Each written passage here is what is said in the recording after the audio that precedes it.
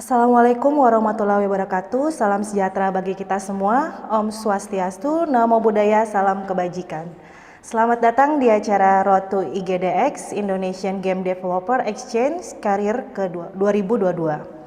Acara hari ini merupakan rangkaian dari event IGDX Indonesian Game Developer Exchange 2022, yakni acara tahunan yang diselenggarakan oleh Kementerian Komunikasi dan Informatika bekerjasama dengan Asosiasi Game Indonesia atau AGI. Sebagai bagian dari upaya berkelanjutan untuk meningkatkan kualitas teknis dan kemampuan bisnis pengembang game Indonesia. Dan IGDX Career merupakan ajang career awareness serta sebagai wadah yang menghubungkan para penyedia lapangan kerja dengan pencari kerja untuk game development di bidang terkait lainnya. Perkenalkan, saya Maureen Anggita, MC dan moderator dalam acara hari ini. Dan gimana nih Bapak Ibu sekalian, saya harap kita semua dalam keadaan sehat dan selalu dalam kondisi sehat selalu dan prima ya Bu. Dan kemudian untuk mengikuti acara ini dan menyimak topik yang akan dibawakan oleh narasumber kita, yaitu Bapak Wafi Haroa selaku Head of Tech Departemen dari Agate. Untuk topik webinar kali ini yang akan dibawakan pada sesi sore hari ini dengan judul Building Excellence Team and Culture.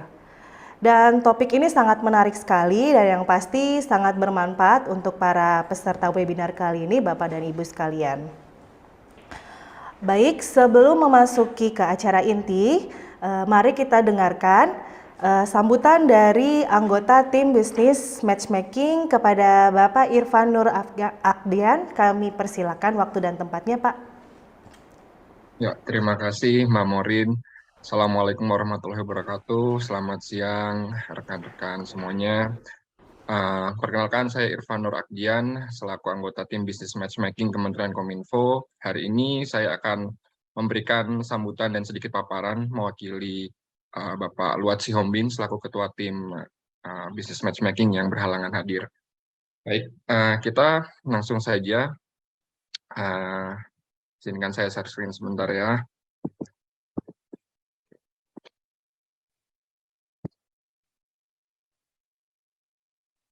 Sudah terlihat ya.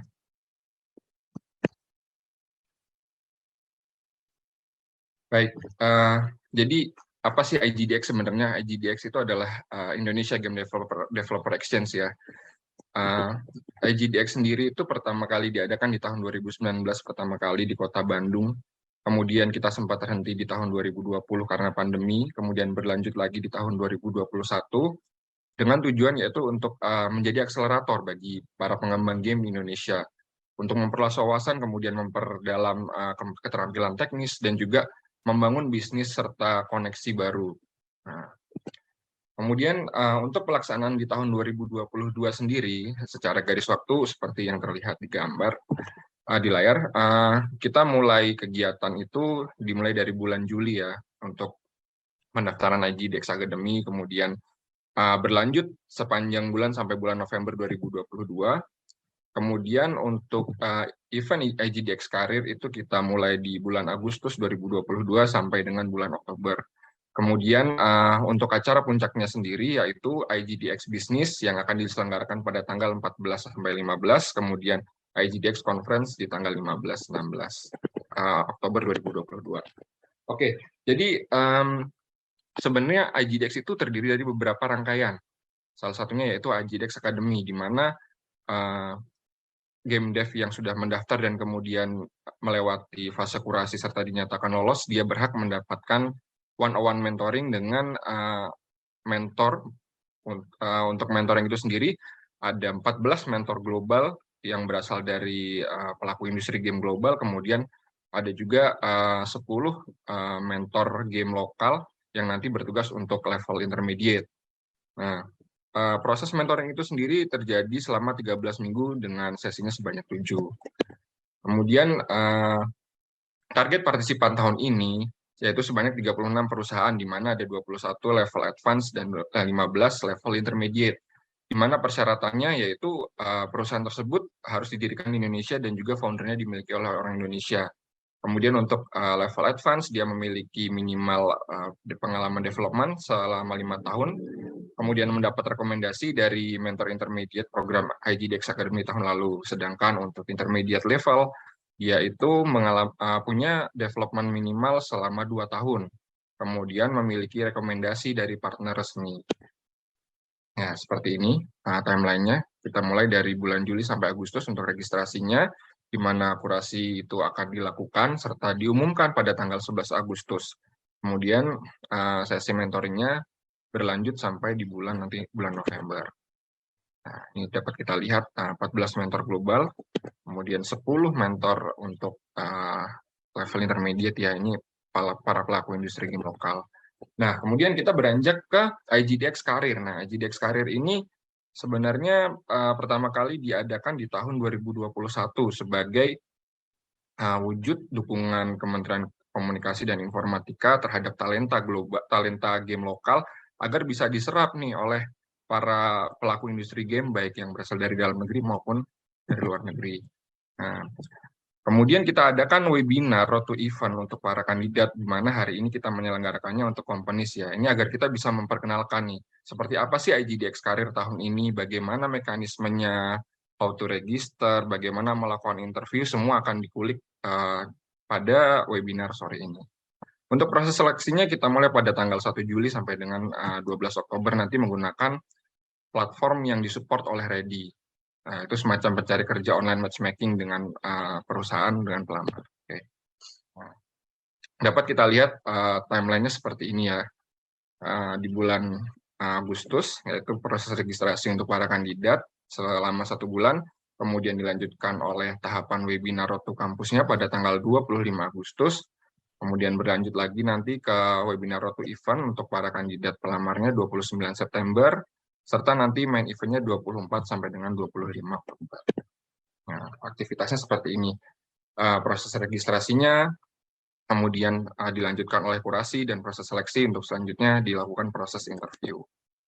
Nah, untuk acara puncak sendiri, IGDX akan bertempat di Bali. Lokasinya nanti di Hotel The Stones Bali, mengambil tanggal pada 14 sampai 15 Oktober 2022, di mana itu akan diselenggarakan IGDX Business. Kemudian pada tanggal 15 sampai 16-nya akan diadakan IGDX Developer Conference. IGDX Business ini adalah kegiatan bisnis matchmaking antara gamer dengan pelaku industri game global dengan menghadirkan 150 peserta. Di sana tidak hanya terlibat seperti game dev saja, tapi juga ada publisher, juga ada platform distribusi, ada payment channel, dan juga nanti operator telekomunikasi semua akan bergabung di sana. Nah, dapat kita lihat pada tahun 2021 partisipannya ada seperti dari Agate, kemudian ada juga dari Garena, kemudian ada dari perusahaan-perusahaan publisher seperti Toge Production, dan lain sebagainya. Nah, IGDX Conference adalah kegiatan dalam bentuk seminar yang tujuannya untuk memperluas wawasan dan juga perkembangan pelaku industri game ya. Target tahun ini kita menghadirkan 300 peserta, di mana di situ tidak hanya dibatasi oleh para pelaku industri game saja, tapi juga ada unsur dari pemerintah, kemudian masyarakat umum, juga investor lokal, investor global, kemudian ada juga game developer, ada platform distribusi juga di sana. Nah, sekian secara garis besar IGDX. Kami berharap dengan diadakannya IGDX ini bisa dapat meningkatkan kualitas dari pelaku industri game tanah air. Kemudian juga dengan diadakannya IGDX Karir ini juga talenta-talenta kita ini dapat diserap dengan baik oleh para pelaku, tidak hanya dari dalam negeri maupun juga dari luar negeri. Sekian yang dapat saya sampaikan. Assalamualaikum warahmatullahi wabarakatuh. Selamat sore. Saya kembalikan ke moderator. Pak Irfan atas pemaparan dan kata sambutannya kepada para peserta webinar kali ini, dan ini cukup menarik ya Pak ya, sehingga para peserta Bapak Ibu perwakilan dari perusahaan di sini bisa mengetahui mengenai timeline dari IGDX ini sendiri untuk mendapatkan talenta-talenta terbaik yang bisa disalurkan oleh kepada perusahaan-perusahaan yang ikut di IGDX Karir ini ya Pak ya.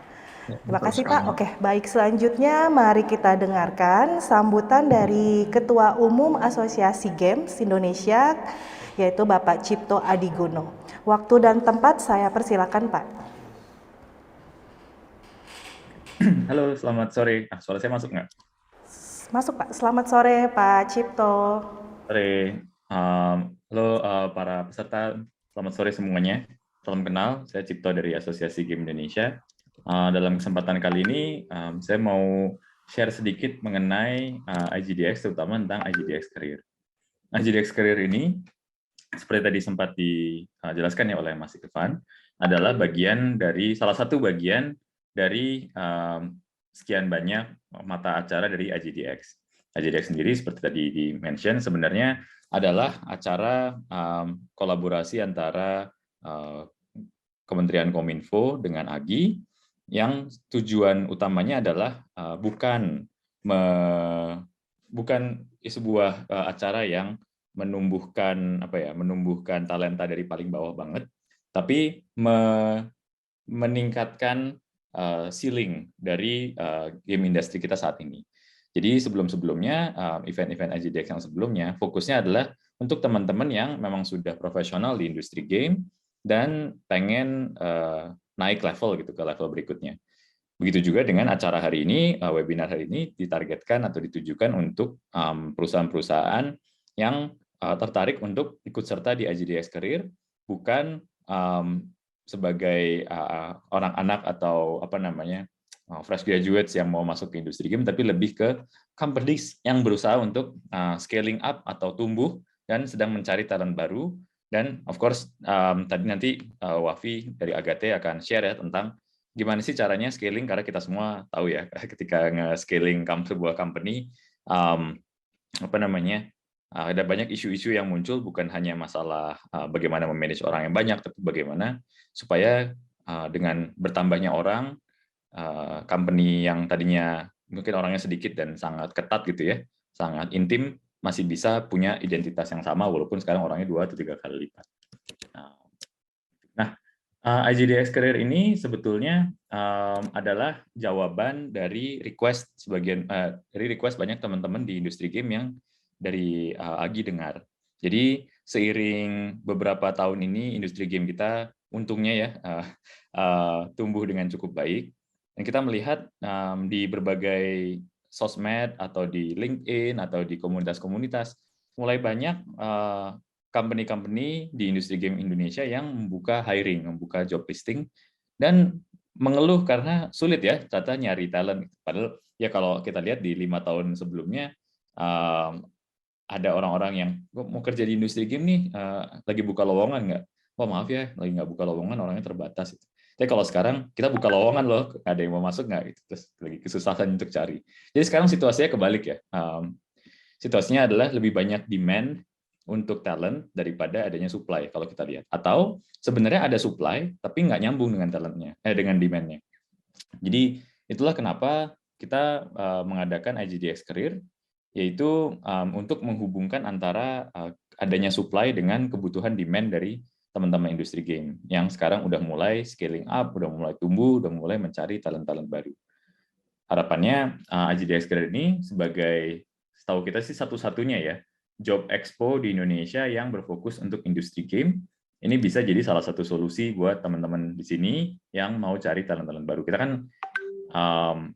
kayaknya saya lihat nama-nama banyak nih yang hadir di sini, ini tipe-tipe yang baru-baru ini buka-buka lowongan buat developer, baik programmer lah, desainer lah, artis, marketing, segala macam. Itu adalah talent-talent yang kita harap dengan adanya IGDX Career bisa terhubung lebih dekat dan bisa diserap oleh teman-teman supaya di kemudian hari kita bisa tumbuh makin gede lagi.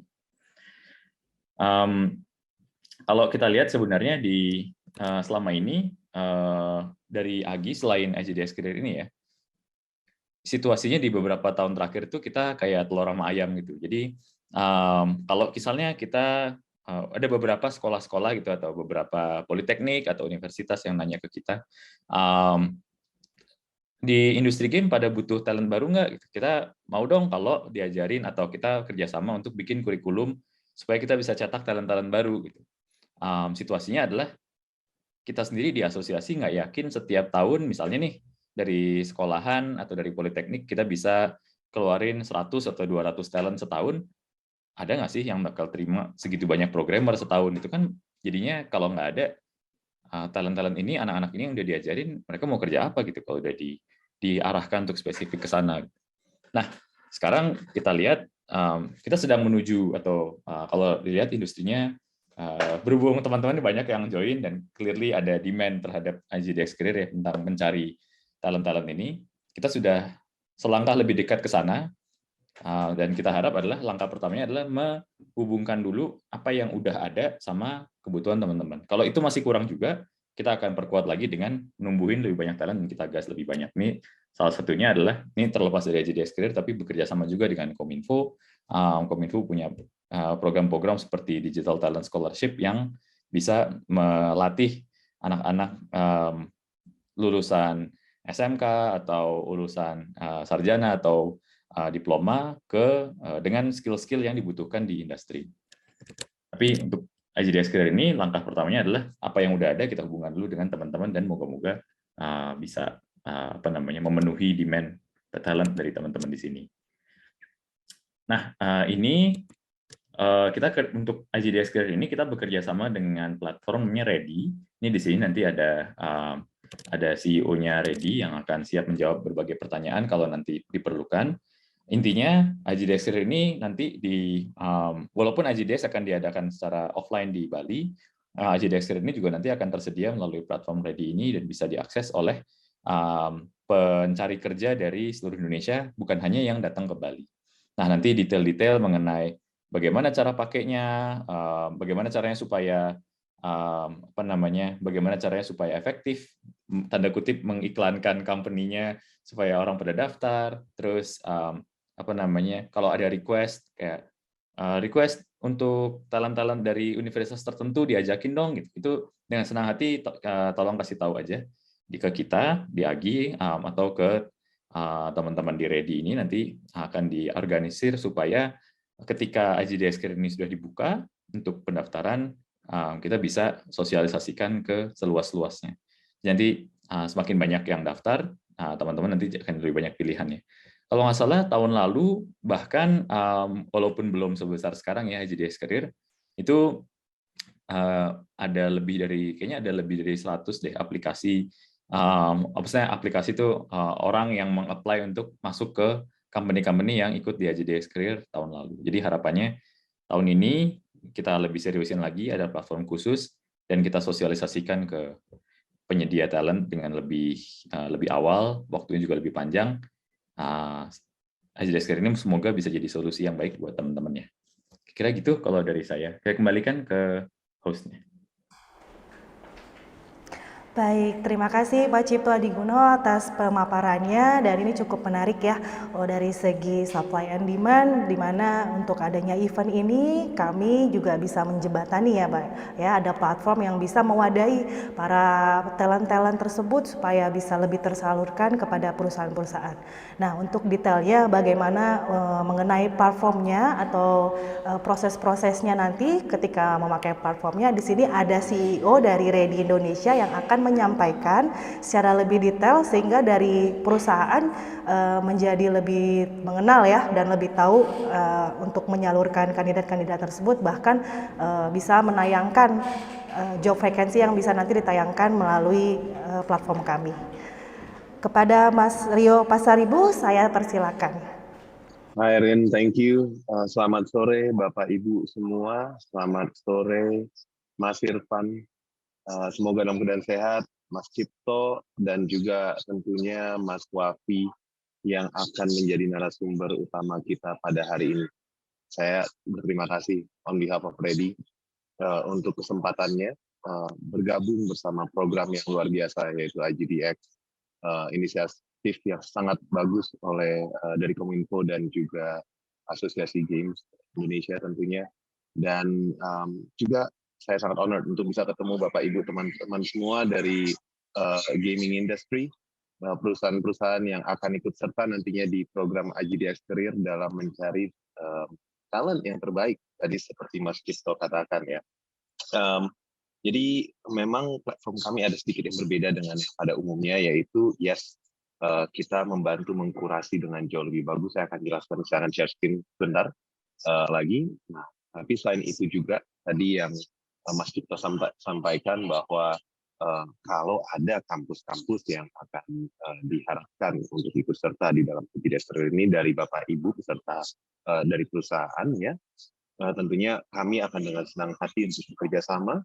Terlebih-lebih kalau Bapak Ibu sudah memiliki relationship dengan mereka, yang apabila kami belum memiliki relationship dengan mereka, itu kami dengan senang hati untuk bisa follow up agar mereka pun talent-talent ini bisa masuk ke platform kita selama platform IGDX Career ya, yang powered by Ready selama acara ini berlangsung.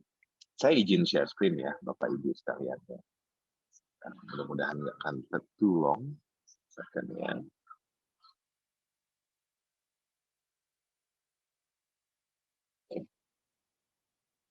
Bisa kelihatan semua ya. Oke, nah tadi konteks dari acara sudah disampaikan oleh Mas Irfan juga ya, dan saya mungkin akan go into detail tentang apa yang akan kita lakukan selama acara ini ya. Jadi pertama-tama tentunya hari ini kita ada road to event. Registrasi perusahaan untuk mengikuti IGDX Career sudah dibuka. Nah, road to event ini adalah untuk dimana kita ngobrol, ketemu Bapak Ibu. By the way, kalau ada yang kameranya bisa dinyalain, silahkan ya, biar kita bisa bertemu juga, berinteraksi juga gitu ya. Nah, selama road to event ini kita bisa tanya jawab kalau ada pertanyaan, selain mendapatkan info dari narasumber kita yang sangat useful nanti tentang building excellence in teams ya. Tapi kita juga bisa tanya jawab tentang technical matters yang ada hubungannya dengan IGDX Career event kita ini. Jadi ini adalah road to event. Nanti kita juga akan ada road to event untuk kampus-kampus, dan tadi kita disebutkan bahwa kita ini adalah lebih fokus untuk upskilling talent ya. Dan itu memang yang kita mau lakukan gitu, di mana even though kita bermitra dengan kampus-kampus, tapi kita nggak hanya mentok fresh grads, tapi we're gonna be involving all the alumni juga, para alumni-nya. Dan seperti yang Mas Cipto bilang, mudah-mudahan ini bisa jadi wadah untuk upskilling, upscaling dan upskilling the team that you have di masing-masing perusahaan Bapak Ibu. Oke, jadi setelah itu kita akan ada technical meeting. Nah, kalau Bapak Ibu melihat yang merah ini ya, yang merah ini adalah main events-nya, basically main prosesnya, di mana saat lowongan-lowongan dari perusahaan-perusahaan Bapak Ibu masing-masing sudah ditayangkan di ready, nah di mana kita setelah technical meeting kita onboarding dan kemudian lowongan yang sudah siap akan tayang. Nah, para pencari kerja akan melakukan lamaran mereka dan kita akan melakukan portfolio review sebelum masuk ke Bapak Ibu. Jadi untuk ada selected candidates ya, pool of 100 kami dari Ready juga bersama tim IGDX nanti akan melakukan pre-selection, pre-filtration terhadap 100 potential talents yang nanti bisa cocok ke lowongan-lowongan Bapak Ibu. Nah, lain juga tentunya Bapak Ibu akan memiliki akses ke para pelamarnya sendiri yang bisa diseleksi juga tambahannya sendiri. Nah, baru kita lakukan interview day. Interviewnya bisa secara fisikal dan juga online, dan nanti kita akan melakukan evaluasi dari hasil interview dan proses itu. Oke, jadi saya akan lanjutkan. Oke, ini kurang lebih tanggal-tanggalnya. Jadi hari ini di 28 Juli kita first road to event, tapi main eventnya di actual interview day-nya nanti di antara 24 sampai 26 Oktober 2022. Nah, menyambung tadi Mas Cipto sampaikan ya, ada 100 tahun lalu itu 100 orang yang apply. We expect about 300 yang akan apply, lebih dari 300 yang akan apply dan cocok mudah-mudahan ke perusahaan Bapak Ibu ya. Final year student, fresh grads dan juga professionals. Ya, jadi hopefully ini akan menjadi wadah yang seru untuk para pencari kerja dan juga lebih akurat untuk dalam proses seleksinya untuk perusahaan Bapak Ibu, karena tools yang akan bisa digunakan sama proses acara ini melalui platform kami yaitu Ready yang akan menjadi platform pendukung untuk acara Kominfo ini.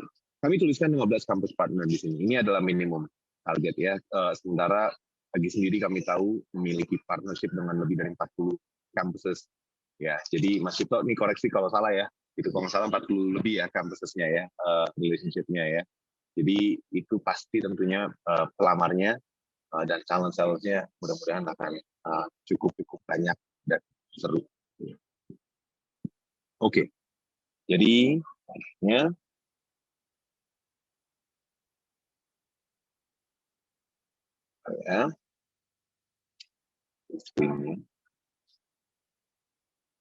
Oke, jadi kalaupun misalnya bisa saya share screen sebentar ya. So I think apa sih yang membedakan IGDX kali ini dengan tahun lalu? Ya, memang kami adalah platform yang terpilih untuk tahun ini.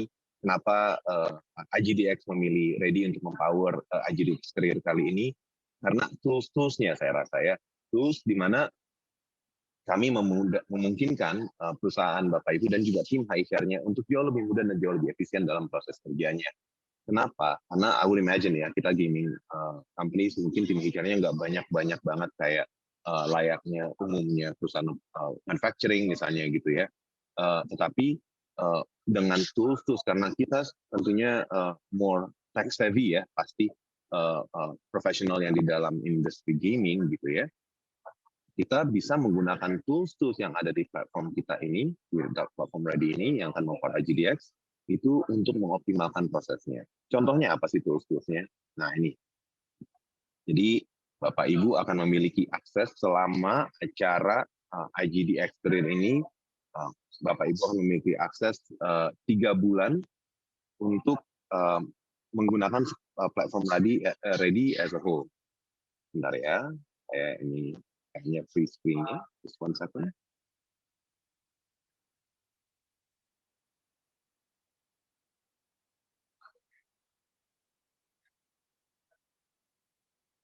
Ya.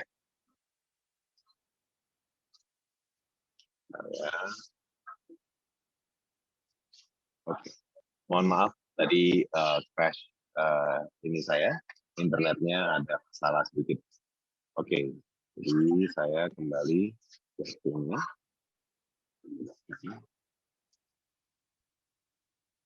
Oke. Jadi apa tadi kembali ke tools-toolsnya ya Bapak Ibu. Nah ini adalah salah satunya, yaitu dashboard. belum muncul ya kali ya. Cek. Oke, belum. Oke, nggak apa-apa lah. Jadi nanti aja kita bisa go through ya. Basically dashboard yang memudahkan Bapak Ibu untuk memilih talentnya langsung ya. Terus kemudian selain itu juga kita ada profile para talents yang sepenuhnya bisa kita lihat karena ada video profilnya mereka juga, dan portfolio dari para talent ini bisa dilampirkan ke dalam lamaran mereka. Jadi nanti misalnya Bapak Ibu mau cari, oke, hey, tampilkan portfolio Anda yang di spesifik, apakah itu desain, itu bisa dilampirkan di dalam portfolio mereka yang bisa diakses melalui sebuah link. Ya, dan selain itu juga kita bisa melakukan seluruh interviewnya online dan juga testingnya secara online. Ya, jadi ini adalah harapannya, ini memudahkan proses kerja dan proses seleksi talent-talent yang terbaik selama acara IGD Experience nantinya. Dan selama acara ini ada kesempatan untuk kita Bapak Ibu bisa mempromosikan juga, mengintroduce perusahaan-perusahaan Bapak Ibu di dalam selama acara ini ya, sebagai promotional opportunity gitu ya. Kita bisa switch, nanti kita ada program barter value-nya, di mana kita juga bisa menayangkan brand-brand Bapak Ibu selama acara IGD Experience, dan juga di lowongannya sendiri bisa ditampilkan logo dan juga materinya. Dan selain itu juga nanti Bapak Ibu bisa barter dengan ada beberapa hal seperti posting di sosial media Bapak Ibu, di perusahaan Bapak Ibu ya, dan itu juga promotional. Nah ini dia, ini sudah ditayangkan ya. Jadi Anda bisa masang job vacancy, lalu juga men-share konten dari IGD Experience tentunya di sosial media Anda, Pak Ibu ya. Dan terakhirnya, kalau mau ada giveaways selama IGD Experience juga bisa di-share.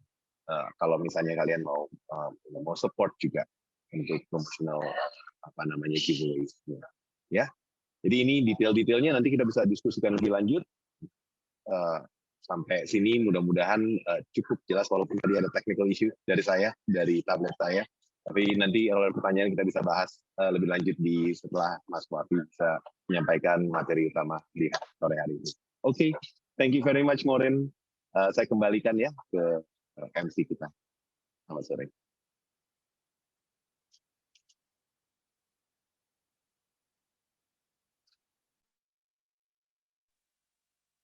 Ya, thank you.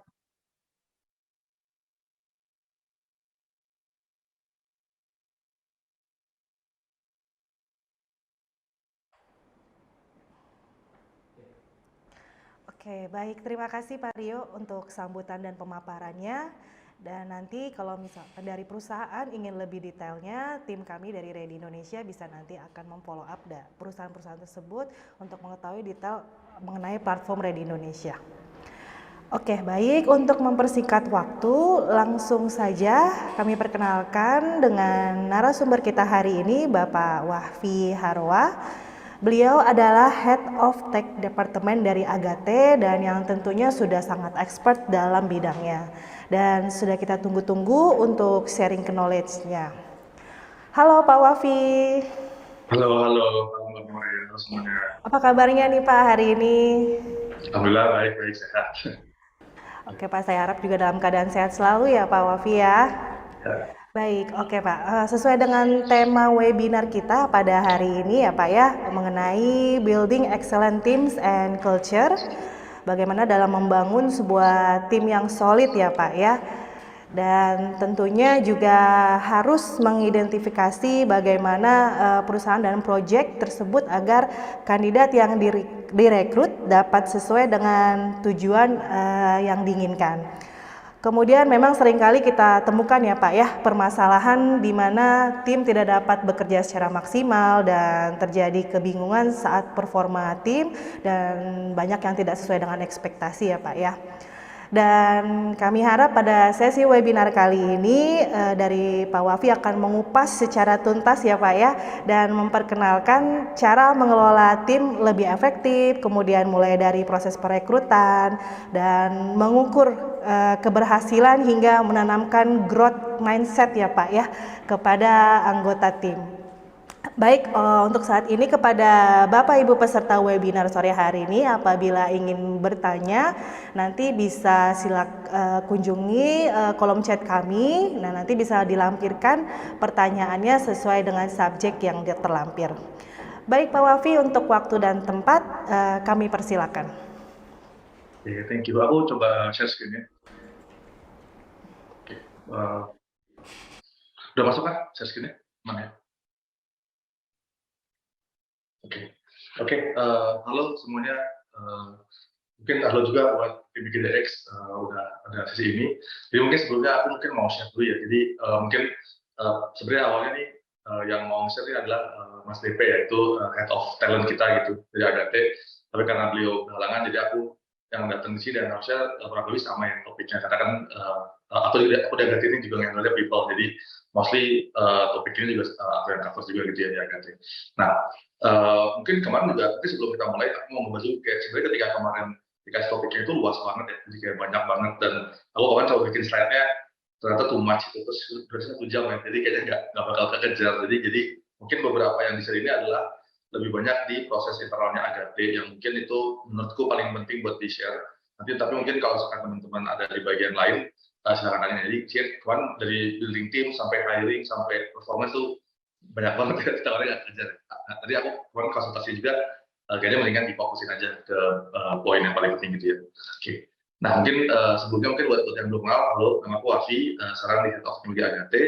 Jadi aku mostly ngurusin people di sana dan semua teknologinya. Terus mungkin quick dulu aja. Jadi dulu dari game dev dari mulai 2010 dengan ikut kompetisi, terus sempat bikin indie juga, fokus di Nokia Collabs, dengan Collabs juga. Lalu fokus di Allegrium, jadi lead programmer di Allegrium. Lalu setelah itu di Agate jadi leadnya Casual dan sekarang jadi teknologi. Ya. Terus ini mungkin beberapa project, ada juga di Play Store, mungkin dari waktu di Allegrium sampai di Agate. Terus, nah mungkin hari ini yang mungkin pengen dibahas itu adalah fokusnya lebih banyak di company kulturnya dulu di Agate. Jadi Agate sendiri kita punya banyak set of company kultur, detailed company kultur yang itu mungkin sebuah proses yang panjang yang nanti mungkin di sini akan dibahas kenapa sih kita butuh kultur, dilemanya apa sih kita kemarin, terus apa sih akhirnya di bidang Agate, sama gimana Agate mengimplementasinya, sama apa sih konsekuensinya atau challenges yang harus dilawan ketika kita mau melakukan kultur ini gitu ya, kayak gitu. Jadi mungkin pertama, jadi tadi kan ada juga tentang hiring sama Mesoton, dibahas sedikit sih di sini, tapi kita fokusnya lebih banyak di company kultur. Jadi kayak, yang pertama, kenapa sih kita butuh company kultur gitu ya? Jadi pertama startnya adalah company kultur itu apa gitu. Jadi kalau digambarkan dengan simple sebenarnya company kultur itu adalah ya seperti personality. Kalau misalkan gue orangnya tuh rajin, semangat gitu kan ya, itu di ke personnya kan, tiap orang beda-beda. Dan tiap orang beda-beda, punya pasti beda-beda. Nah kalau kultur itu KTC ke organisasi. Jadi siapapun orangnya ganti total 100%, maksudnya kultur tetap sama. Jadi dia karena kultur ini adalah personality-nya dari si organisasi itu. Jadi dia nge-define shared value sama gimana sih orang ini berinteraksi sama apa sih value yang dimiliki oleh orang-orang di dalam perusahaan itu. Nah, terus kenapa sih kita butuh gitu? Apakah semua perusahaan butuh atau enggak? Nah, mungkin di sini jawabannya adalah tergantung gitu ya. Ini podcast ini aku sendiri mungkin bukan founder Agate ya, jadi ini harusnya mungkin teman-teman yang dari yang founder bisa lebih relate gitu ya. Jadi keywordnya sebenarnya lebih ke kalau timnya small dan dia keep small, sebenarnya mungkin nggak terlalu butuh anyway, karena semua orang tahu semua orang, terus kita juga ya studi bareng-bareng lah, sama-sama starting dari awal gitu kan, dan value-nya udah tahu, oh si Ama kayak gini, jadi nggak terlalu butuh kultur karena patokannya adalah lebih ke kita paham sama personality setiap orang. Nah tapi ketika kita pengen bikin organisasi yang besar, yang large organization, itu akan banyak new people, orang datang, orang pergi, orang pergi, dan semua orang itu punya background yang berbeda-beda, punya values yang berbeda-beda. Nah semakin gede company-nya, akan semakin banyak orang barunya dibandingkan orang lamanya gitu. Jadi kayak jadi kalau di Agate misalkan 2019, sekarang Agate 270 ya. berarti hampir 30 kali lipatnya gitu dibandingkan ini ya.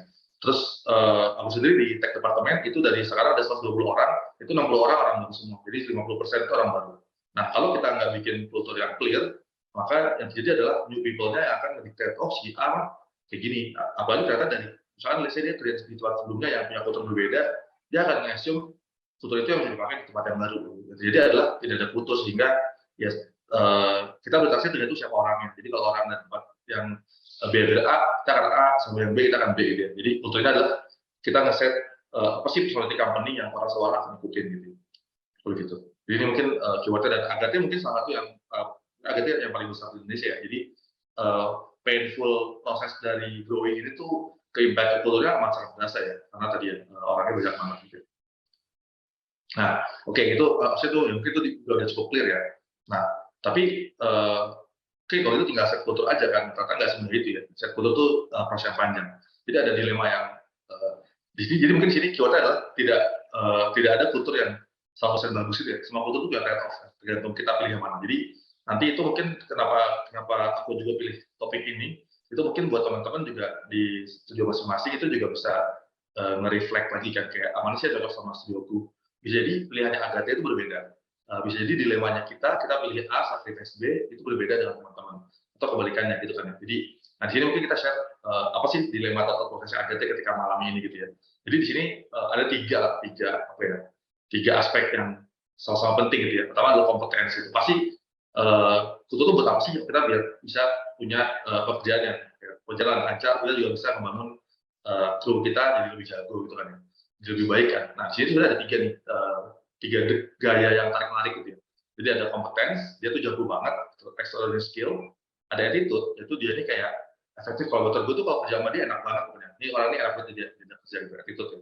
Lalu loyalty kalau company-nya lagi krisis, itu lagi nyungsep, ya dia stay di sana gitu. Of course kita pasti pengen semuanya dong. Kayak, oh kenapa enggak? Gue punya orang yang jago, enak diajak kerja sama dan loyal gitu. Why not ya? Ya ini jelas itu mah jelas ya. Tapi pertanyaan adalah ketika cuma bisa milih 1 dari 3, yang mana yang dipilih? Kalau cuma bisa milih 2 dari 3, siapa yang dipilih? Siapa yang disacrifice? Itu kan keywordnya. Dan at some point, ketika orangnya banyak, nggak akan semua orang itu milih 3-3-nya. Akan ada poin di mana ada yang kompetens tinggi, attitude kurang, atau kebalikannya gitu. Loyalty tinggi, dulunya turun atau seperti itu ya. Atau attitude bagus, dulunya rendah saja gitu ya. Nah, ini dilema nomor satunya ya gitu. Terus, nah, salah satu yang menjadi thought prosesnya itu adalah jadi gini, mungkin kita umumnya kita nganggap loyalty itu adalah sebuah hal yang positif ya. Kalau kompetens kan pasti mungkin positif, oh dia jago. Kalau dia jago adalah nggak jago gitu kan ya, nggak kompeten. Lawannya attitude baik itu adalah jerk ya, misalnya dia ini resek gitu ya. Nah, lagi adalah enak banget kerja sama. Nah, loyalty mungkin lawan katanya adalah nggak loyal kan, atau misalnya ya dia nggak loyal itu berarti ya dia kalau kenapa-napa company dia bakal cabut aja gitu, dia nggak punya loyalty gitu. Nah, yang kita recognize adalah ya itu adalah ternyata loyalty itu it's a good thing, tapi unlimited loyalty itu is dangerous. Jadi ada poin di mana unlimited loyalty itu berbahaya. Contohnya misalnya pertama adalah unconditional love. Jadi unconditional love itu adalah ketika company itu punya unlimited loyalty kepada krunya. Jadi itu seperti di family. Jadi kayak kalau ada orang tua punya anak nakal yang nggak dibuang jadi anak gitu, tetap diurusin gitu. Mau dia narkoba, mau dia berantem, ya itu tetap family gitu. Itu namanya unconditional love gitu kan. Lalu ada lagi namanya unlimited allegiance. Itu adalah apalagi dari kru ya unlimited loyalty ke perusahaannya. Itu mungkin kayak sekte kali ya. Jadi kayak pokoknya mungkin kayak apa ya? Kayak partai mungkin. Kalau partai, misalnya dia punya poin di mana apapun yang terjadi sama perusahaan ini gak ada seperti apa, gue akan stay karena gue loyal. Nah, dua ini sebenarnya berbahaya karena dua-duanya berbahaya ya. Jadi kayak ketika perusahaan terlalu loyal terhadap krunya, maka akan inevitably akan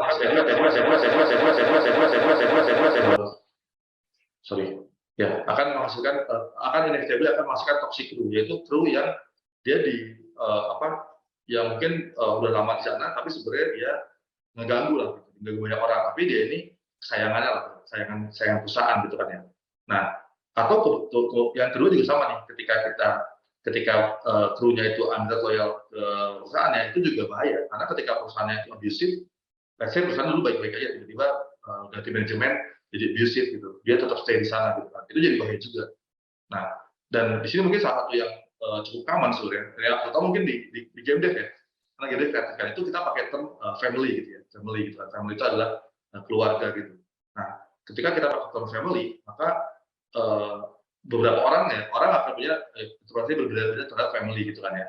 Ada yang keluarganya baik-baik aja, mungkin family itu adalah hal yang baik. Ada yang dari keluarga broken home misalnya, yang family itu adalah hal yang buruk.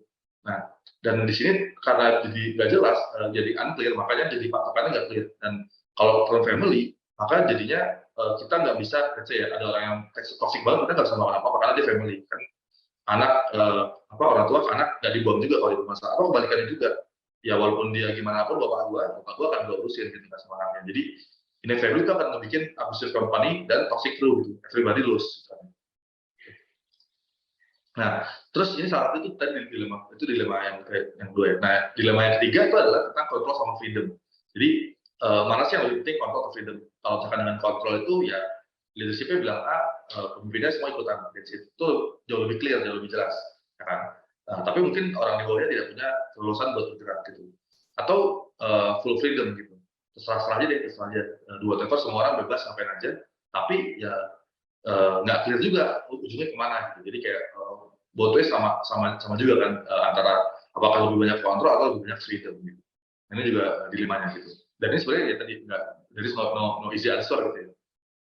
Nah, oke, jadi itu dari beberapa dilema yang dialami oleh Agate. Nah, terus kita akan set ya setelah itu. Tapi kan Agate tetap butuh set kultur kan. Apa sih yang diset sama Agate sebagai kulturnya? Nah, kultur Agate di sini adalah kita define-nya sebagai meritokrasi, atau kita bilangnya dengan nama epic team. Jadi kita figure out bahwa kultur terbaik kultur terbaik itu adalah kultur yang bisa membuat jadi a great workplace. Kultur yang bagus adalah kultur yang bisa membuat tempat kerja ini ada tempat kerja yang paling bagus. Dan menurut kita tempat kerja yang paling bagus itu bukan tempat yang gajinya gede atau banyak perknya, tapi tempat yang dimana kita ini working with epic team alongside epic crew. Jadi kayak keywordnya mungkin all star lah. Jadi kayak misalkan bayangkan kita mungkin ada orang gue suatu saat pengen main bola di MU ya, sekarang MU cukup ya. Tapi misalkan pengen main bola di Barca gitu ya, atau di Real Madrid gitu kan. Itu kan isinya all star semua misalnya kayak gitu kan. Nah, itu adalah definisi kita dari si meritokrasi, di mana semua orang di situ adalah orang-orang jago yang kita bisa expect sama learn dari other people. Dan itu hal yang paling empowering dan menyenangkan buat semua orang. Itu adalah definisi dari kultur goal atau output dari yang kita harapkan. Jadi kita adalah epic team. Epic team ya seperti tim bola yang ada banyak all-star player-nya. Nah, epic team itu terdiri dari beberapa epic crew. Nah, kita divide dengan cara epic itu adalah orang-orang yang sangat-sangat hebat gitu ya. Dan sini kita divide dengan cara high merit individual. Gitu. Nah, di sini kita nge-divide apa sih sebenarnya si merit itu ya. Jadi kita pengen punya tim yang isinya tuh high merit people, dan dia akan membentuk high merit team gitu kan, epic team kan ya. Nah, kita nge-divide apa sih merit itu. Nah, kita nge-divide merit itu sebagai impactful work. Jadi kalau kita bekerja, di sini itu adalah impact ya. Jadi ada output sama outcome. Outcome itu ada impact-nya, output itu adalah hasilnya. Nah, kita pengen semua orang di situ bisa kerjaan yang impactful. Jadi high merit people berarti people yang memberikan impactful work. Semakin gede impact-nya berarti semakin tinggi meritnya. Nah, dan impactful work ini dapat dari mana? Itu ada dua, yaitu dari kompeten sama attitude. Jadi dia itu harus punya both skill dan attitude gitu. Jadi kayak kayak misalkan pemain bola itu udah jago dan dia juga bisa teamwork. Karena kalau dia jago dan bisa teamwork ya buat apa? Dia nggak bisa kerja dalam tim gitu kan ya. Nah, di sini kita tidak consider loyalty sama sekali dalam merit. Jadi kayak apakah orang loyal akan punya higher merit atau tidak, nggak ada hubungannya karena tidak ada dalam equation. Jadi loyalty kita buang sama sekali gitu. Nah, tapi dan kita nggak value people based on meritnya aja. Tapi kita tetap ada aspek loyalty ini yang ada bonusnya. Loyalty itu kita pakai sebagai stabilizer. Jadi kayak mungkin sebagai track record ya. Jadi kayak karena dia udah straight ketika AGT lagi turun, maka dia akan punya leeway ketika performanya juga turun. Gitu kan ya. Tapi kalau performanya turun terus menerus dan makin parah, ya nggak bisa juga gitu. Jadi dia mungkin jadi kayak dapat lebih banyak leeway gitu. Dan Karena harapannya nanti ketika AGT juga lagi turun, kami lagi turun, ya orang ini juga bisa memberikan sedikit lebih juga ke AGT gitu. Tapi again, kita nggak pengen poin di mana sampai unlimited loyalty atau unlimited allegiance gitu. Jadi kayak kita ngasih itu sebagai kayak stabilizer, ada kayak bumper lah, kalau kayak gitu. Oke. Nah, terus kultur AGT ini terdiri dari 3 aspek gitu ya. 3 aspek. Itu pertama adalah si goal-nya, yaitu si epic team ini, meritocracy. Terus dinilai berdasarkan meritnya. Yang kedua, ada namanya core values. Jadi nggak cuma dari kita pengen orang yang jago-jago, tapi dan kita nge-value orang karena meritnya, tapi juga ada value sama belief yang di-share sama semua background. Jadi semua orang itu akan di-share punya share yang sama, value yang sama. Lalu ada juga core principle. Ini bagaimana orang ini bisa berinteraksi dengan sesama lain. Jadi kayak kita mungkin semacam core value itu semacam apa namanya belief, core principle sebagai law ya, atau aturan cara bermainnya. Dan 3 inilah yang membentuk kultur AGT gitu ya. Jadi kayak harus ada 3-3-nya gitu. Nah, di sini kita di AGT sendiri kita ada 4 core value-nya. Jadi kayak pertama mungkin positivity. Jadi kalau misalkan ada aspek, kita berusaha ngeliatin look at bright side. Jadi kita membuat aura situasi lebih positif. Terus kita kalau ada hal yang buruk atau baik, kita bisa lihat posisi positif aspeknya gitu kan. Lalu kita juga collaboration. Jadi kayak bahwa itu hal yang wajib ada gitu, dimana semua orang tuh kita pengen kerja bareng, bantu setiap orang gitu ya. Lalu juga excellence, jadi kayak kerja ya harus all in, harus all out, harus bikin hal yang paling bagus gitu kan ya, yang excellence dari kerja kita, dan level up. Jadi kayak kita pengen orang itu selalu keep improving gitu, nggak pengen puas dengan semua orang. Dan ini adalah kultur yang di-share oleh seluruh orang di AGT gitu. Bahkan kita di AGT kita ada sesi kayak town hall tiap mungkin AG kali ya, tiap 6 bulan itu kita nge-rating kayak siapa sih orang di AGT itu yang paling yang merepresent positivity, collaboration, excellence, level up, itu kayak semacam award lah. Bahwa kita tuh kayak nge-encourage ini gitu ya. Okay. Nah, terus kita juga ada core principle ya, jadi tadi ya cara bermainnya. Jadi kayak nggak cukup doang sebenarnya cuma efek tim sama core value doang, juga harus ada aturan bermainnya. Karena kalau nggak ada itu kita semua orang akan menginterpretasikan itu dengan caranya dia gitu.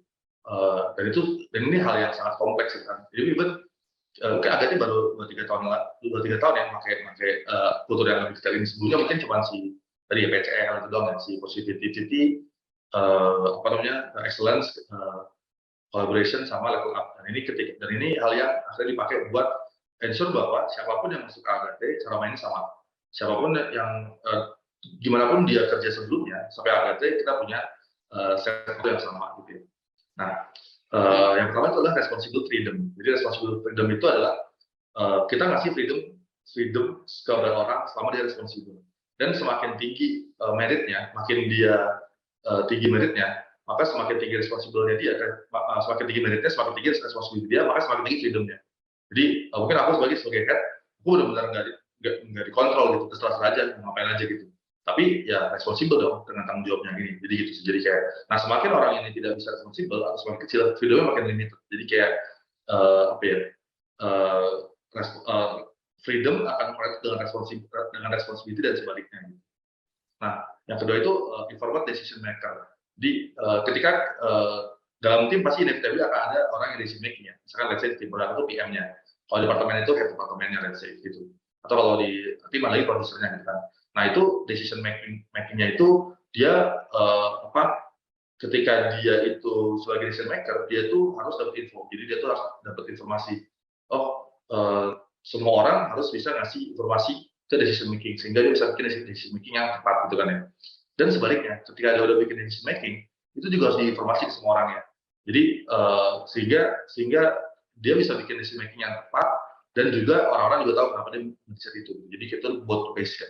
Jadi gue juga inform kenapa sehingga semua orang bantu gue kasih informasi dan ketika gue decision dikasih semua orang gitu.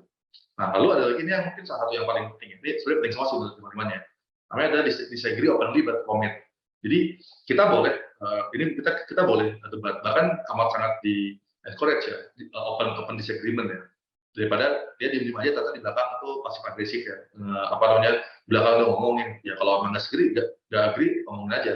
Jadi kalau ada decision yang dia nggak agree, dia omongin. Tapi kalau nanti udah ada bikin decision oleh si information maker ini, seorang komit gitu. Jadi kayak let's say ada 3 tim, ada tim A, 3 tim ada si A, si B, si C. Si A berpendapat ini, si B berpendapat ini, si C berpendapat yang berbeda kan. Mereka semua disagree, tapi ternyata decision making-nya bilang oke, jawabannya adalah B. Maka si A sama si B yang beda pendapat ketika udah diketok palu, ya mereka harus komit. Gitu. Karena kita udah agree bareng-bareng gitu kan. Jadi kayaknya siapapun, jadi ini bukan tentang siapa yang lebih menang decision-nya. Tapi ketika ada collective decision, semua orang harus komit ke sana gitu. Regardless of stance-nya dia gitu. Dan ini gue sendiri pun sering ya ada beda stance sama Arif, sama Sheni, sama DP gitu. Tapi ya kalau udah di set kayak komit gitu. Karena ngerti kenapa dia bikin kayak gitu. Jadi itu kenapa poin si informed decision making itu penting. Jadi karena ngerti kenapa dia bikin decision, maka kalau kita disagree ya udah. Tapi kita ngerti alasan dia ya kita komit. Dan itu akan poin ke siapa decision making-nya. Decision making akan ditentukan oleh siapa yang menilai paling tinggi, gitu kan. Nah nanti mungkin menilai kita bahas lebih dalam yang di bawahnya. Setelah ini ya. Nah terus ada lagi aspek namanya provide context, provide control. Jadi mungkin kamu sama tadi ya, yang control versus freedom. Kalau kita kasih unlimited control, itu orang-orang nggak bisa berkreasi. Dan ini it's a hell buat game developer yang di dunia kreatif nggak dikasihkan freedom, yang ngapain di situ di dunia game dev gitu kan. Tapi kalau dikasih freedom sebesar-besarnya, chaos kan udah jelas. Nah di sini keywordnya adalah kita tidak melakukan control, tapi kita melakukan context awareness gitu. Jadi kayak ketika ada sebuah problem, instead of kasih jawaban A ya, semua orang A. Tapi kita kasih konteks. Oke, konteksnya seperti ini, gimana menurut kalian gitu kan. Oh, dan ketika nanti kita, kok si A melakukan sesuatu yang agak beda nih. Nah, kita kasih konteks dulu. Kenapa kayak gitu? Jadi itu adalah ketika kita minta orang lain kasih konteks kita. Oh, ternyata dia melakukan ini karena ada alasannya. Gitu. Oke, jadi clear. Jadi adalah semua orang akan sharing konteks. Harapannya makin lebih tinggi understanding dari tiap perspektif.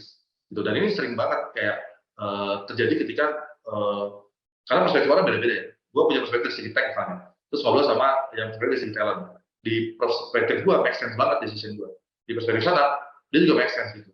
Nah kalau seandainya dikontrol, gue nggak lakukan yang dilakukan sama yang gue rasa benar, gue akan merasa represent. Tapi tapi seandainya gue kasih konteks ke orang tim lain, dia ngerti, oke, kita sama-sama ngerti nih. Berarti ini cuma beda konteks doang nih. Berarti bisa jadi dua-duanya go through gitu. Jadi kayak kalau ketika kita kontrol, kita even nggak ada diskusi itu tentang mana yang lebih baik gitu kan ya. Jadi bisa jadi jawabannya berbeda sama-sama benar bisa jadi gitu. Makanya kenapa kita fokus ke provide konteks, provide control. Contohnya mungkin yang paling simpel kalau misalkan di implementasinya itu dengan cara kita kasih target, kenapa target seperti ini, ya jalan sendiri. Nanti akan nyambung sama si freedom gitu. Kita nggak kontrol dia. Nah, ketika dia melakukan sesuatu yang beda, let's say dia nggak ganti target, ya dia ngasih konteks juga. Kenapa menurut gue ini targetnya ganti? Karena yang make sense. Karena situasinya change gitu. Jadi kita harus adaptasi gitu kan. Itu kayak gitu. Lalu ada lagi highly aligned loosely coupled gitu ya. Ini highly aligned loosely coupled. Jadi kita amat sangat align tapi tidak nempel. Jadi kayak keywordnya adalah itu kayak punya banyak negara tapi mereka punya aliansi gitu ya. Tapi tidak struktural, tidak atas tidak top down gitu. Jadi kayak kalau militer kan mungkin atasnya ngomong A, semua orang itu A. Kalau di kita tuh semua orang individu bebas masing-masing, tapi kita ada alignment gitu. Jadi kayak kita sering nge-sync konteks, sering nge-sync kesimpulan, tapi loosely coupled semua orang dalam masing-masing, tapi semua orang ngobrol, kalau kayak gitu. Itu highly aligned loosely coupled. Ini mungkin contohnya kayak gini. Jadi kayak apa sih highly aligned loosely coupled ya? Jadi kayak kalau yang ini tadi ada chart yang antara alignment atau otonomi ya. Jadi yang paling bawah itu adalah ketika nggak ada alignment, nggak ada otonomi. Semua orang nggak tahu mau ngapain dan nggak ada yang ngatur. Dia chaos kan, nggak jelas. Nah, kalau dia high autonomy, dia punya otonomi yang rendah, tapi elemen tinggi, itu kayak top down ya. Jadi caranya kayak gini. Jadi kayak otonomi itu kebebasan kita ya. Jadi semua orang ada kebebasan, tapi elemennya tinggi. Oke, kita bikin jembatan. Kita mau cross the bridge, semua orang bikin jembatan. Itu ada jawabannya, itu ada decisionnya. Ya udah semua orang tinggal bikin jabatan aja gitu. Jadi itu oke. Tapi semua orang nggak punya freedom, itu kan ya. Nah, atau lagi high autonomy tapi low alignment gitu. Jadi kayak semua orang bebas dan leadershipnya pikir ya semoga ada sih yang mikirin caranya kita nyebrang ke sungai gitu kan ya. Tapi bisa jadi itu nggak ada jawabannya. Gitu. Nah, yang kita pilih adalah yang dua-duanya harusnya. Jadi idealnya adalah oke, kita mau nyebrang, pikirin caranya gimana. Ya terserah gitu. Oh ada yang bikin jembatan, ada yang bikin perahu sampan misalnya gitu. Ada lagi yang bikin kapal selam misalnya, atau belajar berenang misalnya. Nah, itu agak beda ya. Nah, itu yang kita pilih di Agate gitu ya. Jadi harapannya kita ke sana. Ini adalah ketika kita highly aligned terus kaput. Jadi alignment-nya tinggi, tapi kita nggak nyerang ke low autonomy gitu. Jadi kita kasih freedom, harapan dia akan mencapai jawaban. Bisa jadi orang-orang ini karena dari freedom dia bisa kasih jawaban yang lebih bagus dibandingkan yang dikira oleh usernya. Gitu. Oke, terus gimana sih kita implement kultur itu di Agate ya? Jadi di Agate itu kita bikinnya kita nge-divide merit, dan sini merit itu di-divide mungkin bisa beda-beda tiap sub departemen, tapi kurang lebih sama ya. Jadi merit itu kita kasih keywordnya adalah reliable problem solver. Jadi semakin dia tinggi meritnya, semakin dia reliable dan problem yang dia bisa solve makin tinggi. Gitu. Jadi makin gua jago, makin tinggi meritnya, makin tinggi problem yang solve-nya, makin tinggi dan dia makin reliable. Sehingga dia bisa dikasih responsibility yang tinggi, gitu kan. Nah, di sini reliability artinya dia apapun yang terjadi dengan challenge baru, dia orang ini punya track record yang bagus, punya skill dan attitude yang oke buat kesana. Jadi dari sini baik skill dan itu sama-sama solve keduanya. Nah, kenapa kayak gitu? Karena let's say dia ini jago ya, tapi dia jerk lah gitu ya. Dia tidak bisa dengan orang lain. Sehingga ada problem yang mungkin dia nggak bisa solve. Dan bukan karena dia nggak bisa solve, karena ada masalah dengan orang lain kan. Sebenarnya dia jadi nggak reliable. Gitu kan, itu jadi ada wildcard-nya. Gitu, dan ataupun dia kurang skillnya sehingga ya dia kayaknya belum bisa nih, jadi dia nggak reliable. Gitu. Juga dengan problem solver, karena banyak hal yang ketika kita punya attitude yang bagus, soft skill yang bagus, kita bisa jauh nge-solve problem jauh lebih mudah, lebih efektif dengan menggunakan skill soft skill kita dibandingkan dengan hard skill-nya gitu kan. Jadi ini harusnya buat capability sama itu dua-duanya nge-impact ke merit ini gitu ya, baik dari reliability dan problem solving skill gitu. Nah itu sendiri pun kita di-divide lagi. Jadi kayak dari merit itu di tiap-tiap departemen harus di-divide lagi. Apa sih definisi merit? Ini mungkin akan berbeda-beda. Nah, ini aku coba share karena aku tech departemen, aku nge-share dari tech departemen. Nah, kita nge-divide high merit itu sebagai tadi ya, itu sama ya, semua orang sama sebagai reliable problem solver. Nah, di kita tuh kalau high merit dalam perusahaan itu dia bisa nge-challenge new company challenge, ya kita ada bisnis proses yang baru, ada klien baru, ada ekspansi kan banyak banget ya. Nah di tech kita juga punya konsep reliable problem solver juga, yang dimana mungkin kalau kita lebih banyak ke teknologi changes gitu. Mungkin berasa banget karena Agate sekarang kita mulai ngambil ke arah metaverse ya. Itu totally new teknologi kan, yang kita mungkin belum terlalu kuat sana kan. Jadi itu kan pasti butuh sana. Nah itu diturunin nih, oke, kalau kita butuhnya definisi high merit kita adalah yang bisa ada teknologi change, apa sih yang kita butuhkan butuh sana. Nah, yang kita butuhkan ternyata adalah dua nih, yaitu fundamental sama experience. Jadi dia harus punya strong fundamental. Itu misalkan kayak basic general programming, logik yang kuat, terus dia punya pengetahuan yang cukup luas di berbagai aspek teknologi gitu kan ya. Dan dia punya experience, aktualnya dia punya pengalaman. Karena kalau dia fundamental tinggi doang, banyak banget mahasiswa yang fundamental bagus banget, tapi nggak punya experience, nggak bisa ngasih problem yang baik kan. Atau juga banyak banget yang orang udah punya pasti 12 tahun pengalaman gitu ya, tapi dia nggak punya fundamental yang baik, sehingga jawaban dia kelok oleh apa yang dia pernah tahu aja. Jadi kalau dia punya fundamental yang bagus, dia bisa ngeliat jauh lebih luas, dia bisa ngasih solusi yang jauh lebih efektif dibandingkan dia kelok dengan apa yang dia pernah lakukan aja gitu. Nah ini yang kita pakai, dan ini nanti impact ke hiring juga. Ketika kita hiring, kita ngetesnya dua-duanya dia, ngetes fundamental juga sama ngetes experience. Ketika kita bikin sistem promosi, impact itu ke sini keduanya, karena the only way orang ini punya merit lebih tinggi adalah dia punya fundamentalnya naik, experience-nya naik gitu. Jadi ini semuanya translate-nya ini semua nyambung ke merit profesi kita. Nah, terus di Agate sendiri kita bikin sistem grade buat nge-divide merit ya. Jadi keywordnya adalah orang dengan grade lebih kecil berarti meritnya lebih kecil, dan grade lebih tinggi berarti meritnya lebih tinggi gitu ya, lebih besar gitu ya. Dan makin tinggi meritnya, dia makin tinggi responsibility. Artinya dia tuh bisa reliable sehingga dia bisa di-trust dengan hasil responsibility. Nah ini mungkin contohnya kayak grade 0 kan ya, karena grade 0 itu berarti dia belum tahu apa gitu. Grade 1 itu student, masih belajar, grade 2 itu intern atau anak magang, grade 3 itu kita bilangnya rookie atau fresh grade ya, dan grade 4 itu junior dan seterusnya. Dan sini tiap grade ini ada responsibility-nya. Jadi kalau misalkan grade 3 ini ya implement aja, nggak usah dikasih mikir gitu, rasa gitu ya, karena dia memang secara merit belum punya common itu. Dan di sini grade 4 ini udah bisa nge-plan. Oke, kalau dikasih goal kayak gini, gue bisa nge-plan kira-kira gue akan melakukan A, B, C, D, E, F, G. Oke, ini yang akan dilakukan. Nah, ketika dia grade 5, dia akan ngasih akses. Ketika ada problem, dia nggak cuma nyiapin plan eksekusi, dia mikir dari berbagai aspek. Dari segi ini apakah ini stabil, gitu ya? Apakah nanti ini ada ngasih resiko lain, nanti ini ada isu ke mana, jadi dia ada asesmennya. Nah, ketika grade 6 ini dia udah bisa menstandarisasi, dan 7 ini dia bisa mendirect, jadi dia bikin yang lebih luas gitu ya. Dan ketika grade 8 ini dia bisa main vision ya, jadi kayak vision seperti apa sih ke depannya gitu ya. Perlu gitu. Oke. Nah, terus kita juga bikin talent mapping, misalkan tadi ya gitu ya. Di sini kita jadi ada dua nih, kita ada dua aksis ya, ada empat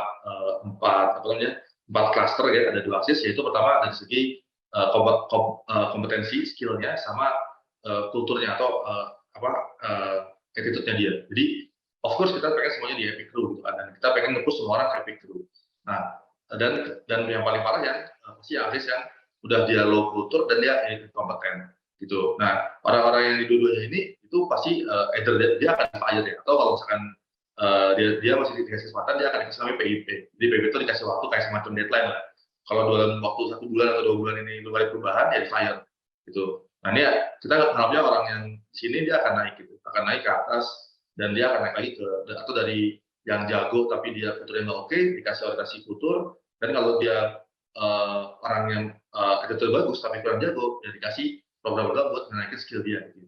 Tuh, nah ini kenapa kayak gitu? Karena ketika kita start di meritokrasi, nggak semua orang di posisi epic crew gitu. Ada orang yang di posisi low merit, ada yang high capability atau di high level. Makanya kita bikin program buat masuk ke sana. Walaupun inevitably kita pengen semua orang ada di epic crew.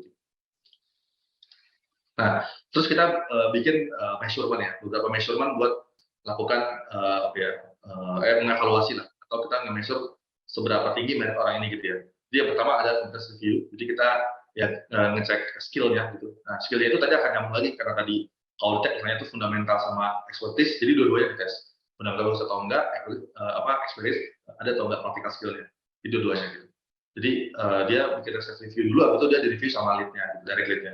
Nah, tapi ini hanya bisa nge-solve dari bagian kompetensi ya. Nah, kita juga bikin culture review, di mana semua orang bisa nge-review orang lain kan.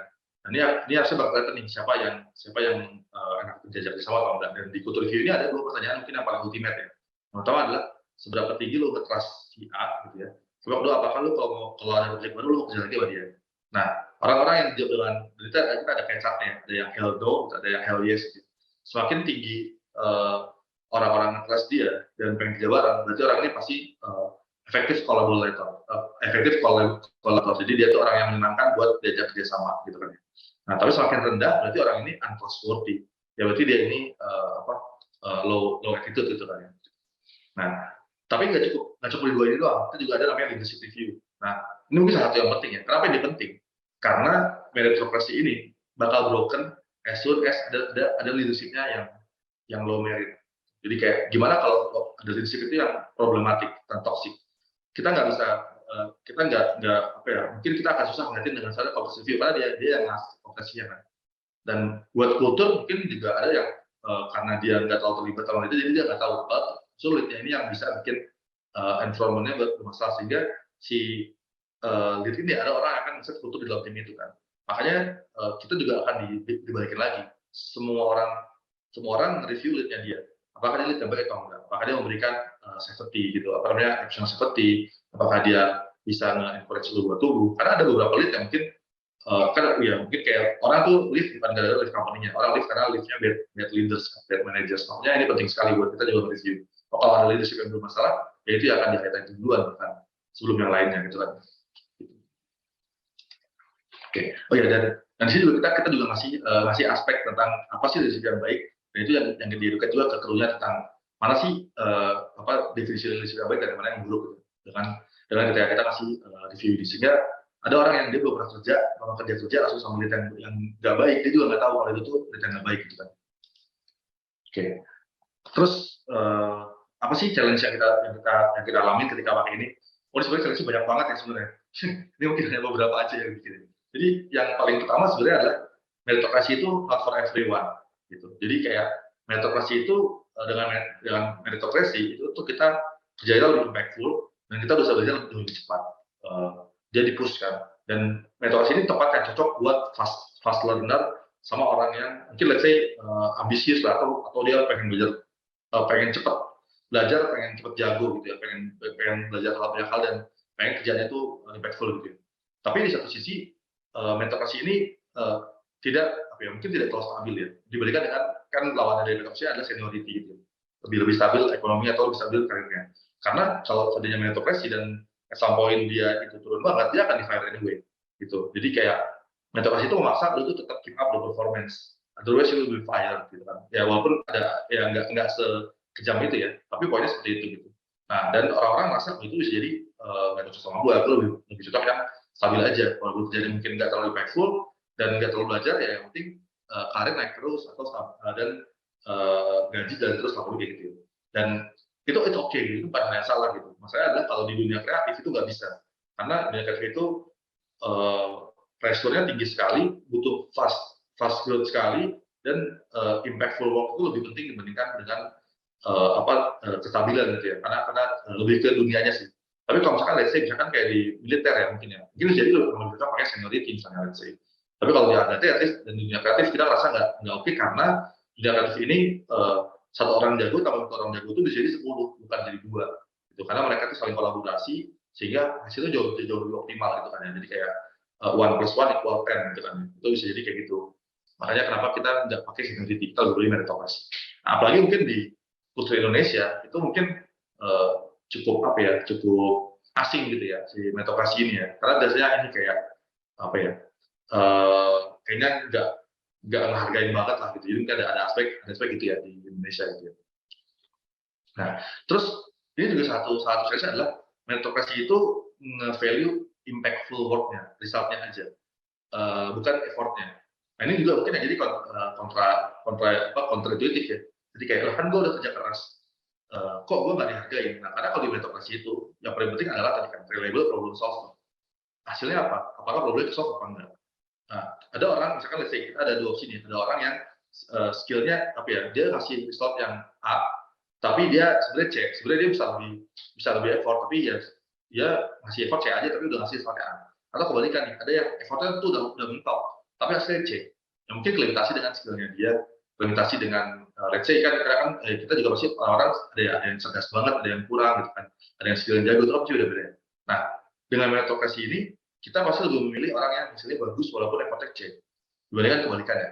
Karena kalau kita pilih kebalikannya, we will have lot of C result ya. Kayak yang jadi adalah kita semua kerja keras tapi hasilnya C aja, which is jadinya nggak make sense sama si impactful work itu kan. Kita kerja ke result, ini juga jadinya mungkin kontributor. Dan ini mungkin cocok buat AGT, karena AGT satu goalnya kita pengen scaling terus kan, pengen dari terus. Jadi we can afford to have kita nggak afford buat punya banyak C result. Kita harus push biar kita punya A result gitu. Oke.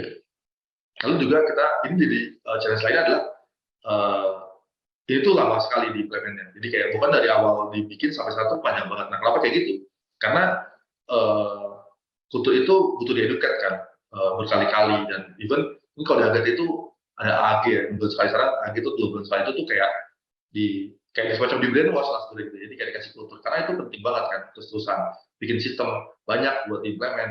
Sistem itu dari awal dibikin itu belum oke, harus diterasi lagi dan seterusnya gitu.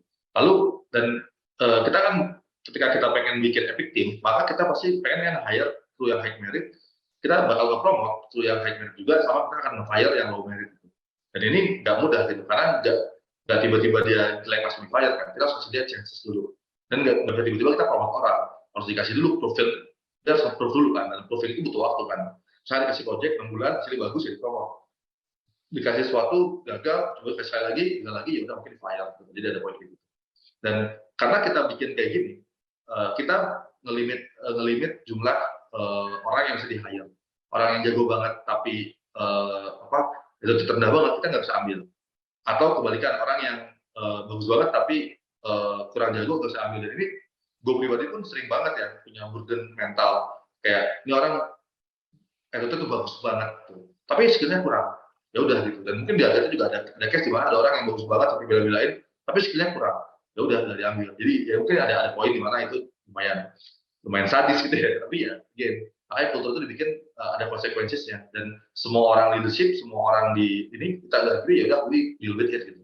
Kita nge-fire orang walaupun dia bagus, kalau dia low merit ya di fire gitu. Itu yang mungkin apa namanya konsekuensinya gitu ya. Oke, mungkin ini sih yang bisa aku share. Mungkin silakan kalau misalkan dari teman-teman ada pertanyaan boleh didiskuskan. Mungkin aku juga akan berjawab. Ini aku mungkin nggak bakal bahas lebih lanjut terkait dengan ini ya, dengan hiring, karena sebenarnya hiring nyambung banget sama ini ya. Jadi semua yang dibahas itu tuh diturunkan lagi ke hiring dan recruitment gitu. Oke, mungkin itu aku kembalikan ke MC. Ya, baik Pak.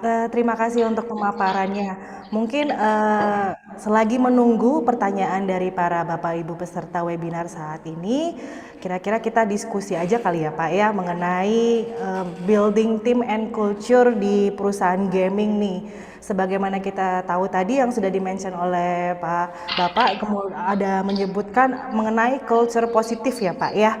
Nah, kira-kira nih ketika membangun suatu culture secara tidak langsung dari segi perusahaan seperti yang Bapak sebutkan tadi, membrainwash ya kepada para karyawan. Nah, semisal apabila kita berkembang di suatu company yang mempunyai culture atau toxic culture ya Pak ya, secara tidak langsung itu menjadi brainwash yang negatif ya untuk karyawannya. Nah, bagaimana nih Pak menyikapinya kita? Kira-kira dari segi pemahaman peserta webinar saat ini kan banyak dari HR departemen nih Pak ya. Mereka yang sebagai penjembatan nih kepada para karyawan nih, mereka juga ingin tahu nih kiat-kiatnya ketika menghadapi permasalahan seperti itu. Boleh dijelaskan Pak? Oke. Nah ini mungkin ini menarik ya pertanyaannya. Gimana caranya buat convert dari toxic culture jadi positive culture gitu ya? Sebenarnya jawabannya harus cuma satu jawabannya. Sebenarnya jawabannya simpel banget kan sama.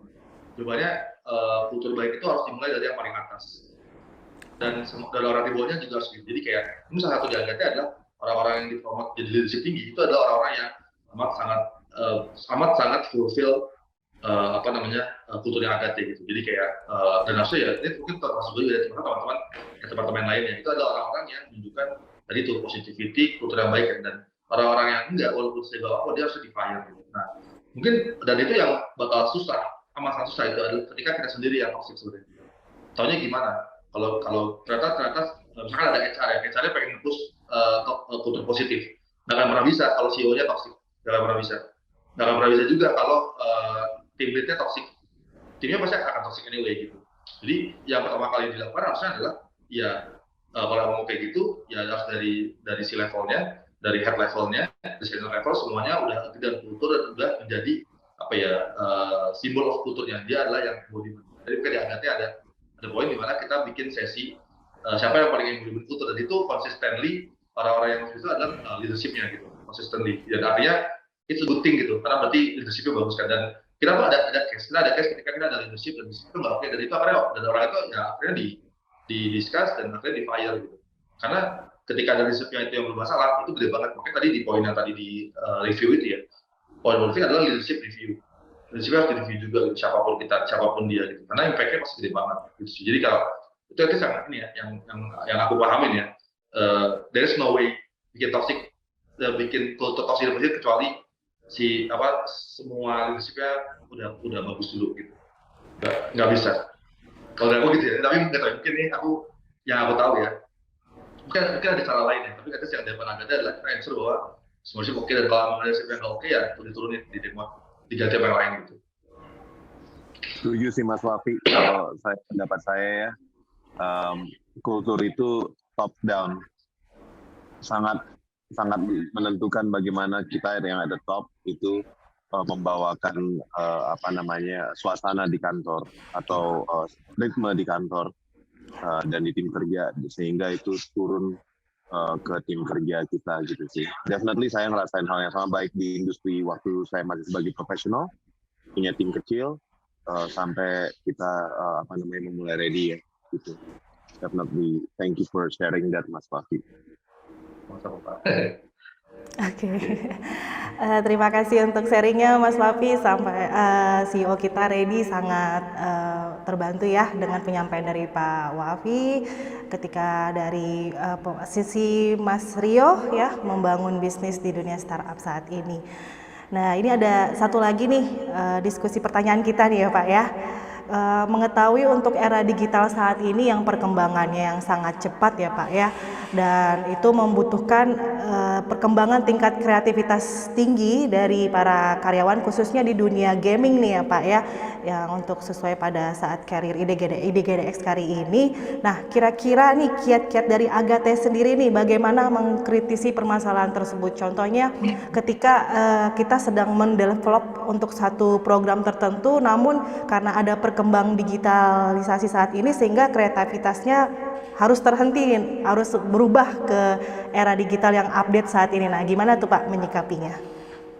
Wah, itu lebih ke bisnis ya. Mungkin aku bukan orang yang tepat untuk jawab itu ya. Mohon maaf juga. Maksudnya aku lebih banyak, maksudnya aku lebih banyak handle people sama teknologi. Jadi di teknologinya, ya kalau di Agate sih kita punya kultur tadi ya, level up itu kan. Kita belajar terus. Dan itu termasuk aku juga. Mungkin aku tadi kan sharing aku sebelumnya di casual mobile game ya.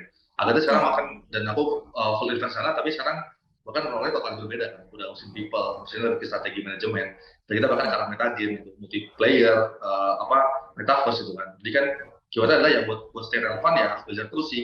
Kalau dari Agate sih itu salah satu untuk kita dan ya udah gitu. Tapi kalau strategi bisnis seperti apa, ya mungkin aku nggak bisa ngasih komentar, bukan bidang aku ya. Tapi kalau dari segi itu harusnya ya kita keep value level up aja sih sebenarnya gitu. Oke.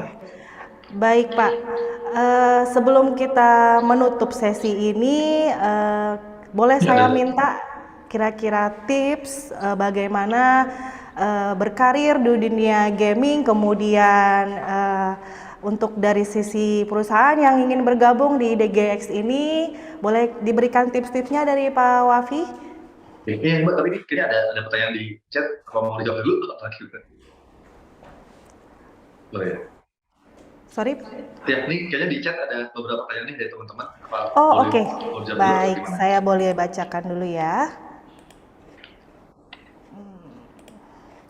Oke, dari Andreas ya, dari Joyseed, pertanyaannya adalah apakah core value dari principles akan diupdate sering waktu? Kalau ada, kapan sebaiknya? Dan kita review core value atau principles. Kira-kira boleh dijawab nih, Pak Wafi. Jawabannya sih harusnya kita yang dulu ya. Harusnya sih iya sih jawabannya. Soalnya gini, mungkin di kayak Agate sendiri, mungkin aku coba share. Jadi Agate sendiri itu sebenarnya, aku kan join di tahun 2019 ya. Itu udah ada kultur udah ada sih value-nya itu PCL. Tapi itu ada, tapi nggak terlalu apply. Artinya ada, tapi orang-orang lowbat ini nggak ada konsekuensinya. Dan itu mungkin ada case di mana ada orang yang ngomongin dia dilempar-lempar ke tim kan. Dan gue orang kalau podcast orang itu di fire aja, kenapa di fire gitu kan. Dan akhirnya dia di fire kan. Setelah itu kita akhirnya jadi kultur kan butuh ada update ya, kayak even kalau sekarang tuh PCL sendiri di Agate itu ada semacam turunannya lagi. Ada 3 turunannya lagi. Ada misalkan empathy, ada assertiveness, ada honesty, ada ownership gitu kan, ada accountability dan macam-macam. Jadi kayak karena keywordnya adalah kan itu kan butuh dikomunikasikan kan.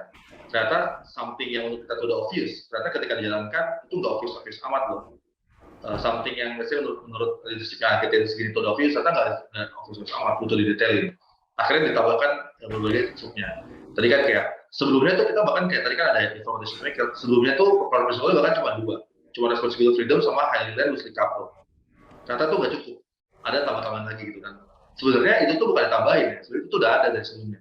Tapi itu nggak eksplisit. Jadi sebenarnya goalnya lebih kita mau eksplisitkan aja.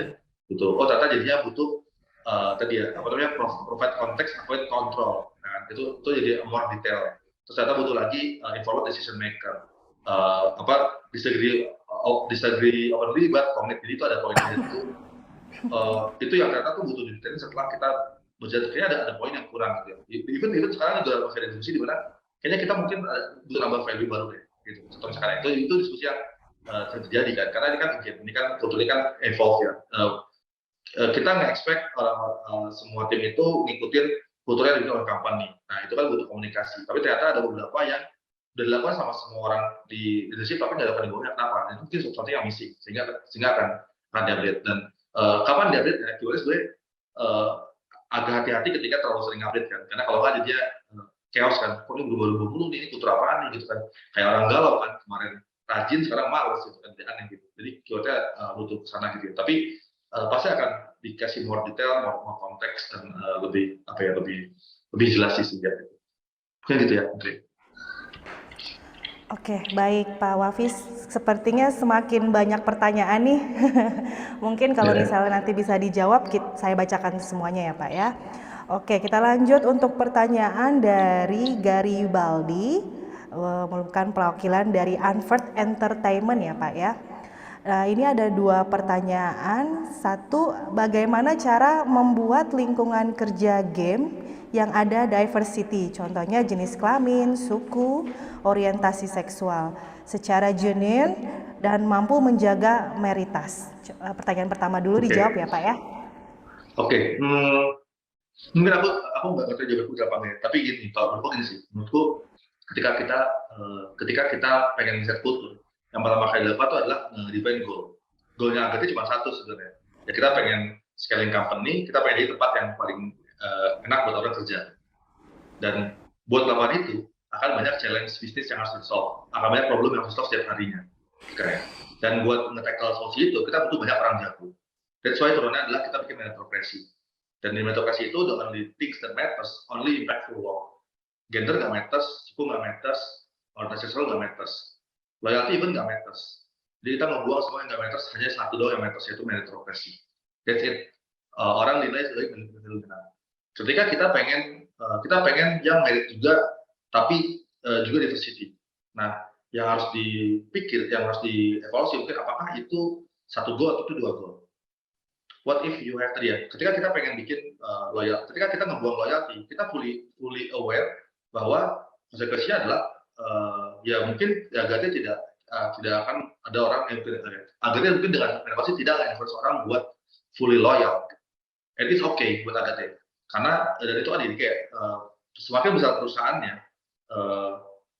karena Agate percaya kita perusahaan makin besar dan itu akan menjadi tempat yang menyenangkan juga buat semua orang. Sehingga dia tuh stay di Agate bukan karena dia loyal, tapi karena Agate is the best place for them. Jadi kita idealnya adalah orang-orang jago di Agate itu stay karena dia suka sama Agate, bukan karena dia loyal. Misalnya dia punya utang budi, let's say gitu ya, atau dia ya udah nggak tahu kemana lagi gitu kan ya. Itu yang kita nggak pengen. Kita pengennya orang-orang ya karena ini adalah the best for both itu. Makanya kita nggak consider loyalty, kita buang sama sekali. Padahal waktu itu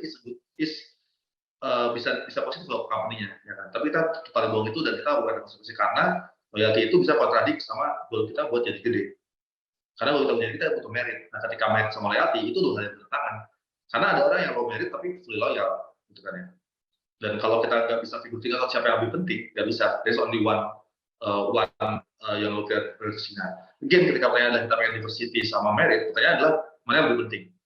Apakah kita lebih penting diversity? Semua orang ada dari berbagai jenis suku, berbagai kelamin, orientasi seksual, tapi semuanya low merit. Is it okay or not?